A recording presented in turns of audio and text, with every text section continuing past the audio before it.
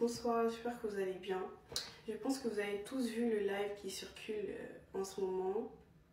Vraiment, je vous demande qu'une chose, c'est de m'écouter. C'est de rester avec moi. Je ne vous demande pas de me comprendre, ni de me soutenir si vous le voulez, mais vraiment de m'écouter parce que là, c'est ce dont j'ai besoin aujourd'hui. En parler de tout ce qui s'est passé, j'ai besoin d'en parler pour me libérer et pouvoir continuer à avancer. Pour commencer, je n'ai pas envie de me faire passer pour la sainte ou l'ange. C'est pour cela que si demain il fait une sortie ou etc., je connais quel élément il peut sortir sur moi, mais j'ai toutes les preuves, les amis. J'ai toutes les preuves parce que les messages ne trompent pas.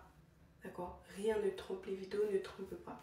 Ça veut dire que rien ne peut justifier une violence. La violence qu'il a eue, dont je me plains, je vais vous donner toutes les preuves. Je vais tout vous expliquer, même la raison pour laquelle il a été violent. Voilà. Comme j'ai décidé de craquer en live, j'étais obligée de parler des violences. Parce que les gens n'allaient pas comprendre pourquoi pour une simple dispute, je lance un live pour crier, etc. C'est pas possible. Ce n'est pas la simple dispute. C'est le fait d'accumuler, en fait. Cet homme, vraiment, il est violent verbalement et violent aussi physiquement, en tout cas envers moi. Il a été violent physiquement envers moi, mais verbalement, ce jour-là, il a été. Ce jour-là, il n'y a pas eu de violence physique pour rétablir la vérité. Parce que je ne sais pas si vous pensez que ce jour-là, il y a eu de la violence physique, c'est pour ça que j'ai parlé. Non. Ces violences physiques qu'il a eu à faire, c'est moi la fautive. Pourquoi? Parce que j'ai pardonné. J'ai pardonné, j'ai voulu rester. Oui, c'est moi la fautive. Mais la violence verbale qui a failli me pousser à faire des choses graves là, non, ça là, je suis obligée d'en parler, je suis obligée de tout dire. Pour commencer, si j'ai fait ce live, il y a 2 jours de cela je pense, si j'ai fait ce live, c'est parce que j'étais en détresse, j'ai failli vraiment sauter du 3e étage. J'étais sortie dehors pour me faire du mal. Tout ça pourquoi? Tout ça à cause de la violence verbale. Mais c'est pas une violence verbale, c'est une accumulation. J'en ai parlé à cette personne, j'ai dit ça me tue, ça me blesse. Mais la personne continue, il connaît que ça me blesse, mais il continue d'être violent verbalement, vous voyez? Et en plus, à cause d'une action que je ne comprends pas, où j'étais en train de prouver à ma famille que non, j'ai envie d'être avec ce gars. Bon, enfin bref. Pour en revenir à la violence, parce que vous savez, on a tellement vécu, hein, on a tellement vécu parce que ça fait presque 3 ans qu'on était ensemble, donc il y en a eu des choses de manque de respect, paroles. Faut savoir qu'au début de la relation, moi je ne vais pas vous expliquer le début de la relation parce que au début de la relation, c'est très bien que les 2 parties ne sont pas sérieuses parce que l'autre est peut-être infidèle, l'autre se protège, etc., etc. Ça c'est le début des relations. Mais à partir du moment où vous dites vous deux, là on a un enfant ensemble, d'accord, on fait les choses bien, on fait les choses sérieusement, il ne devrait plus avoir de problème de la sorte. J'espère que là vous me suivez toujours.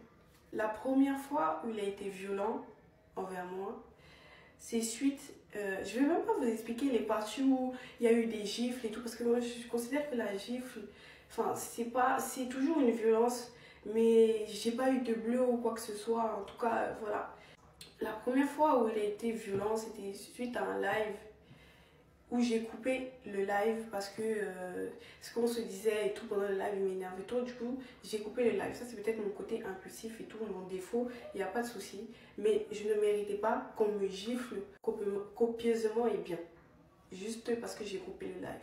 Bon, ça a commencé. Et je me suis dit, bon, là aussi, j'ai cherché. Il m'a giflé. Ben, j'aime le gars, c'est le père de mon fils. Sur le moment, je ne vois pas que ce gars, il est violent et il va continuer à te frapper.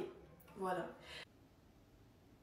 Quand on a contribué, où on gagnait l'argent dessus, où toi-même tu as pris l'argent. Je m'en bats les couilles, je m'en bats les couilles. Je m'en bats les couilles de ses intérêts. Et tu viens me dire que la relation. Je m'en fous de ses intérêts. Tu viens me gifler. Aucun argent ne vaut mon respect. Tu as compris ce que je te dis? Tu viens me gifler, alors moi aucun truc aucune somme d'argent ne vaut mon respect. Ok, il n'y a pas de souci. Là, je parle de respect par rapport à quoi? Tu as compris ce que je te dis? Aucune somme d'argent ne vaut mon respect. D'accord. Ok. Mais sinon, la finalité, c'est que tu partes, c'est ça? Oui, je pense. D'accord. Ce que vous voulez savoir. Allez, écoute-moi très bien. Par contre, ça enregistre.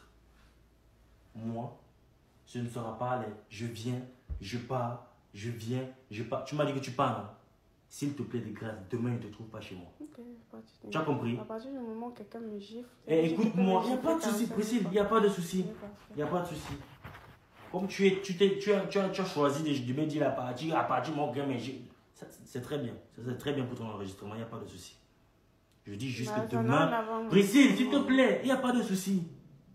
Demain, je ne te trouve pas chez moi. Oui, t'inquiète pas. Est-ce qu'on est d'accord? T'inquiète pas. Ok. Pour un live, parce que j'ai coupé les lives, il me gifle derrière toi. Très très bien. Je t'appelais parce que ce soir, c'est là. J'ai fait un live avec Priscille là. Et du coup, elle a lancé un sujet là d'une situation qui nous était un peu arrivée avant là. Donc on discute. Hein? On discutait et tout et tout. Bon, après, ça a tourné au vinaigre parce que apparemment je parlais, j'ai pris la parole, tout ça, tout ça. Et je lui ai pas laissé parler, apparemment, elle s'est énervée, elle a coupé le live. Donc après le live, je lui ai demandé pourquoi elle a réagi comme ça, tu vois. Et on s'est embrouillé là et tout. Et j'ai demandé à ce que le compte qu'on avait en commun, de toute façon j'ai supprimé le compte qu'on avait en commun. Et là, elle est venue se placer au salon. Je lui ai dit, si la relation était basée sur TikTok, c'est que ça ne vaut pas la peine. Donc là, elle m'a dit que le choix qu'elle prend, c'est de partir. Et t'appelles là maintenant, il est presque 2 heures. Il te dit pas qu'il m'a giflé, qu'il m'a jeté par terre. Parce qu'on me dit souvent que je sais pas quoi. Là, je prends mes décisions parce que la dernière fois, je t'ai dit que je vais plus jamais dire que je pars ou je sais pas quoi. Il m'a giflé, il m'a jeté par terre. Je suis partie me coucher calmement. Il a continué son live ici. C'est ce qu'il te dit pas pour honorer son image. Sauf que là, il va très bien comprendre qu'à chaque fois que je dis je pars, je fais comme si je pars pas là. Sauf que là, ça va plus marcher comme ça. À partir du moment où on me gifle, je suis désolée. Je ne vais pas rester où on me gifle. Parce que je sais pas quoi là, il a fait que je sais pas quoi. Moi, j'ai juste coupé les lives, je suis partie me coucher. Non, lui, il vient me gifler, il vient me jeter par terre, il vient me gifler. Maintenant, c'est pour faire passer comme si c'est moi qui veux partir parce que le live a fait je sais pas quoi.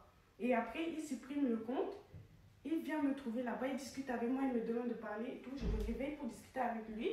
Mais non, il faut pas que lui, il ait tort, il faut qu'il ait toujours raison.